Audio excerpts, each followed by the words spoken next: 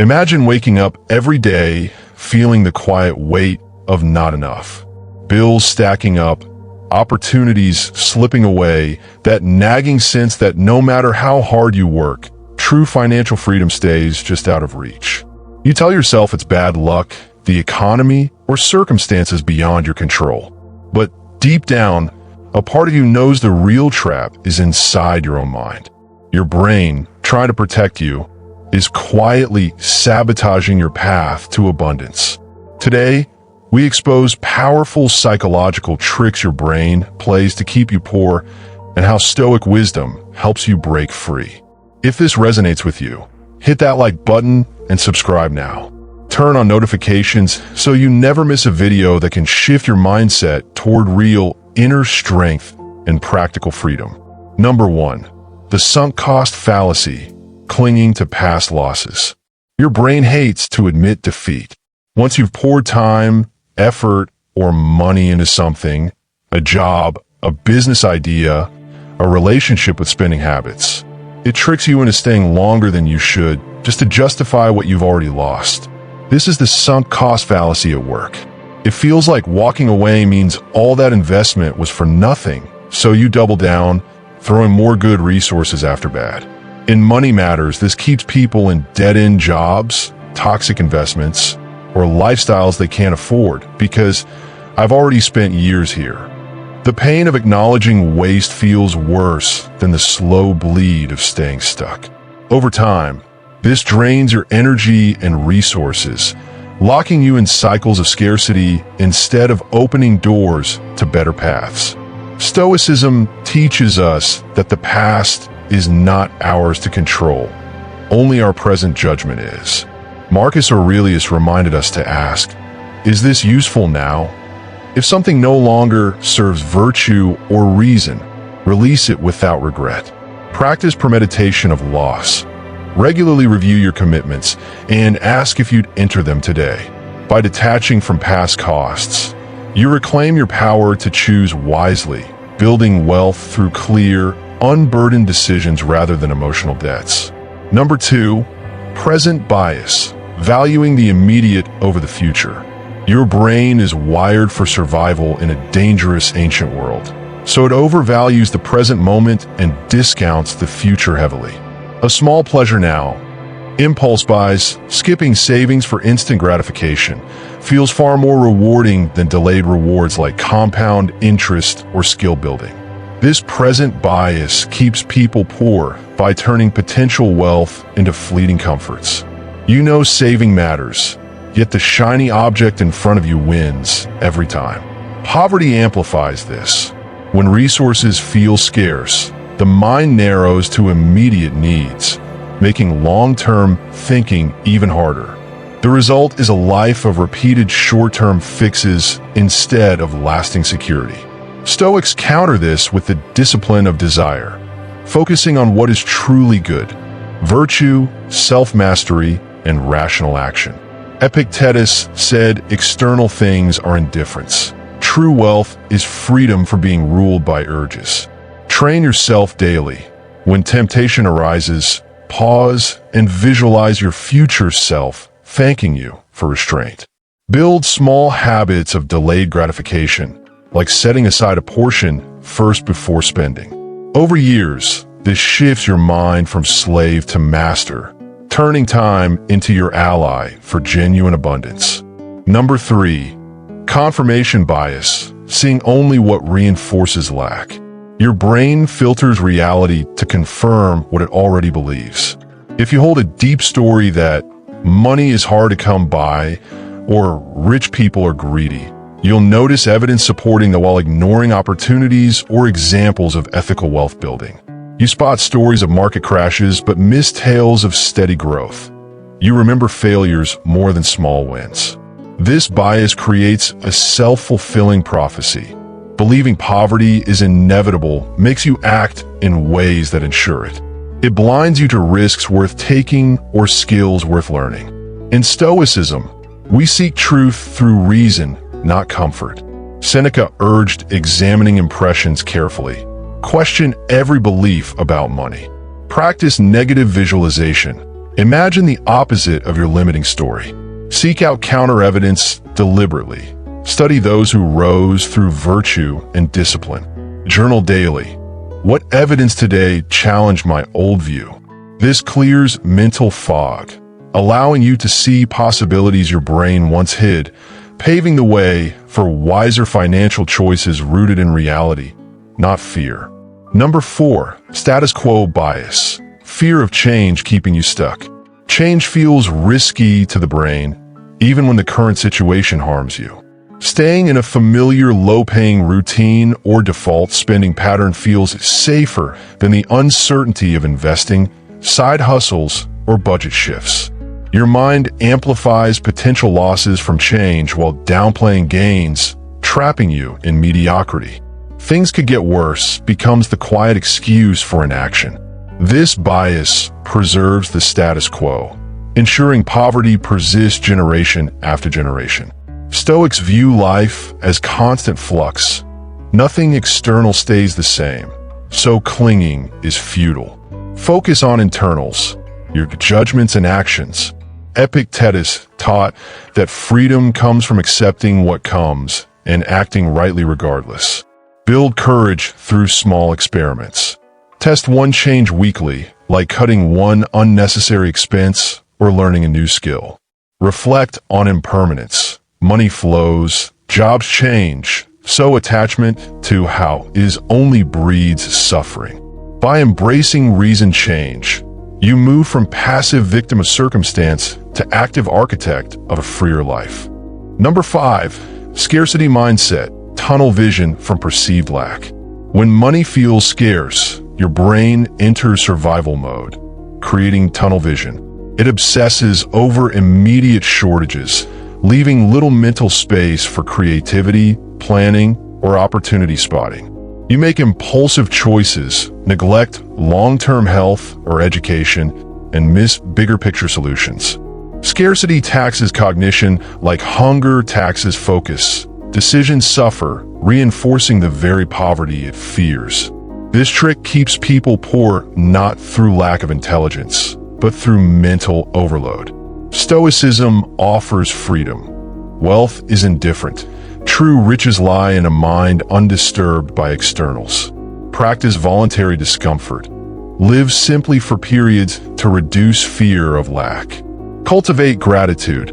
List what suffices daily. Marcus Aurelius wrote, "Very little is needed to make a happy life." By detaching worth from possessions, you lighten the cognitive load, freeing energy for wise action. Shift from not enough to act virtuously now. This mindset opens abundance, not endless desire, but calm sufficiency that attracts better opportunities through clear, tranquil thought. Number 6, loss aversion. Fearing losses more than you value gains. Your brain feels the sting of losing something far more sharply than the joy of gaining the same amount. Losing $100 hurts about twice as much as gaining $100 feels good. This loss aversion makes you hold on to losing investments, bad habits, or possessions you should let go of, because selling or quitting feels like admitting defeat.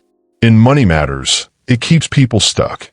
You avoid taking calculated risks that could build wealth, like starting a side project or investing in skills, out of fear that the effort might fail and cost you time or pride. Poverty deepens this trap. When resources feel limited, every potential loss looms larger, freezing action. Over years, this bias turns small setbacks into permanent barriers, preventing growth. Stoicism teaches that externals like money are indifference. Only your reasoned response matters. Epictetus said to focus on what you control, your judgments, not outcomes. Practice viewing losses as teachers. When fear arises, ask, what virtue can I practice here? Courage, patience. Visualize the worst case calmly beforehand. By accepting that loss is part of life and detaching emotional weight from it, you act freely, turning potential setbacks into steps toward lasting freedom and abundance. Number 7, anchoring bias, getting stuck on the first number you see. Your brain latches onto the first piece of information it receives, like a salary offer, a price tag, or your current income, and uses it as an anchor for all future judgments, even when better data appears. You negotiate poorly because the initial low offer feels normal, or you undervalue your worth because past paychecks set a low bar. This bias keeps people poor by limiting what they believe is possible. You accept mediocre raises, settle for underpaid work, or spend based on old habits rather than real needs. In scarcity, anchors feel even heavier. Your current tight budget becomes the reference point forever. The mind resists adjusting upward, trapping you in cycles of limitation. Stoics urge examining every impression carefully before accepting it as true. Seneca advised questioning appearances and seeking reason over first impressions. Counter this by deliberately seeking multiple anchors. Research market rates. Talk to those who earn more through virtue and effort. Write down your true value based on skills and character. Pause before decisions. Ask, is this number dictating my choice, or is reason? Over time, this frees you from arbitrary limits, opening paths to higher earnings and wiser use of resources. Number 8, optimism bias or overconfidence, underestimating risks while overvaluing your edge. Your brain convinces you that bad outcomes happen to others, not you. You'll beat the odds on risky spending, gambling-like investments, or skipping emergency funds because things will work out. This optimism bias leads to undersaving, overborrowing, or chasing get-rich-quick schemes, ignoring statistics that show most fail. It feels protective in the moment, shielding you from anxiety, but it quietly erodes wealth by turning probability into certainty in your mind. When poverty looms, this bias flips to learned helplessness on one side and reckless hope on the other, both blocking steady progress. Stoicism counters with premeditatio malorum, premeditation of evils. Marcus Aurelius practiced imagining setbacks daily to build resilience and realism. Apply this. Before any financial move, list what could go wrong and how you'd respond virtuously. Balance optimism with sober reflection. Ask, what evidence supports this hope, and what contradicts it? Cultivate gratitude for what you have now to reduce the urge for risky shortcuts. This grounded view replaces blind hope with disciplined action, building real, enduring security. Number 9, endowment effect. Overvaluing what you already own. Once something belongs to you, money in your pocket, an old job, a familiar spending pattern, your brain inflates its worth simply because it's yours. You refuse to sell underperforming assets, stick with comfortable but low-paying roles, or cling to expensive habits because letting go feels like a personal loss. This endowment effect keeps resources tied up in mediocre places instead of moving to better opportunities. It preserves the familiar poor cycle. This is mine, so it must be good enough. Stoics see all externals as loaned by fate, not truly owned. Epictetus reminded us that nothing external is ours to keep, detached to avoid suffering. Practice voluntary simplicity. Regularly give away or sell items you own to feel the lightness of release. When reviewing finances, ask, would I buy this today at this price?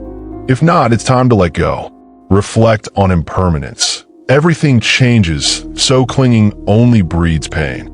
By loosening your grip on what's yours now, you free capital, energy, and attention for wiser investments in virtual line growth.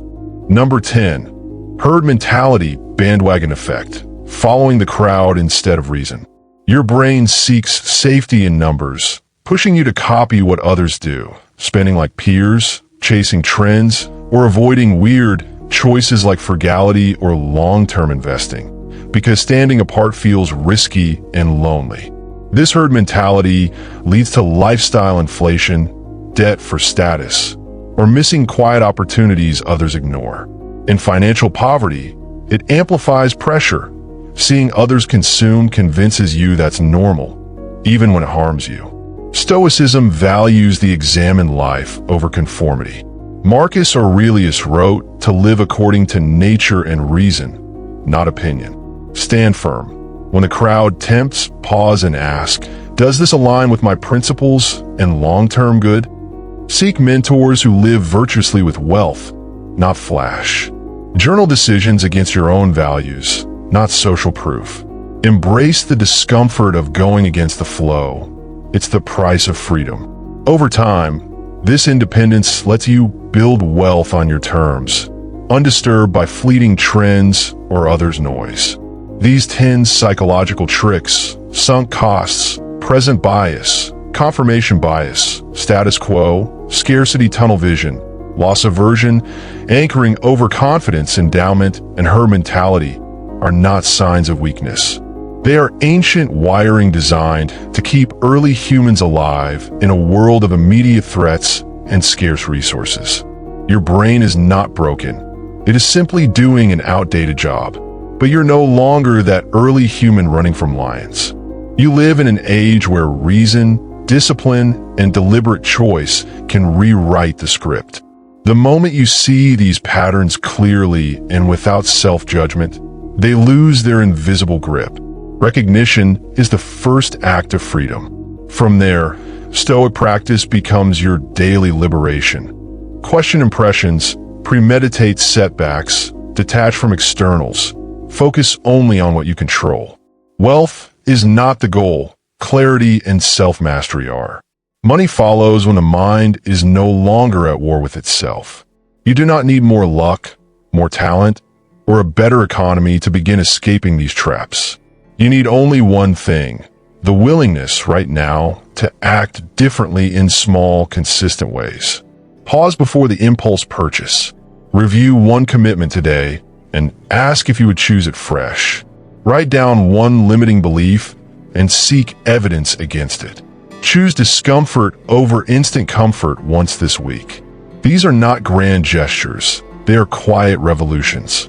Each time you choose reason over reflex, you train the mind to serve you instead of rule you. Over months and years, the compound effect is profound, not just in your bank account, but in the deep calm that comes from knowing you're no longer a passenger in your own life. You become the calm center while circumstances swirl.